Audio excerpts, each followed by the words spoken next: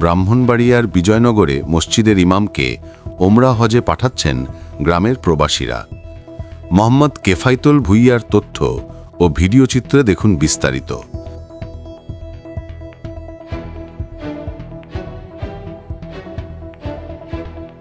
ব্রাহ্মণবাড়িয়ার বিজয়নগর উপজেলার সিঙ্গারবিল ইউনিয়নের হাটখোলা মাইতুল মামুর জামে মসজিদের দীর্ঘদিনের ইমাম মাওলানা আকরাম হোসেনকে ওমরা হজে পাঠানোর উদ্যোগ নিয়েছেন হাটখোলা গ্রামের প্রবাসী যুবকবৃন্দ।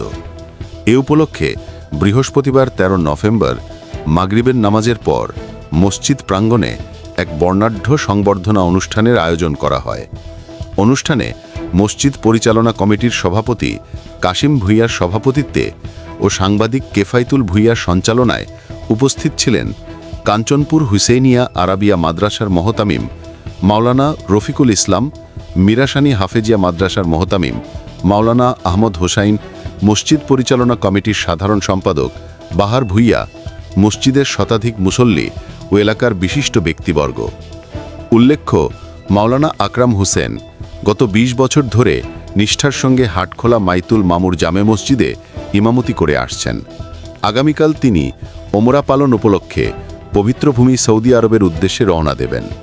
অনুষ্ঠানের শেষ পর্বে তার সুস্বাস্থ্য ও নিরাপদ ওমরা পালনের জন্য বিশেষ দোয়া করা হয়।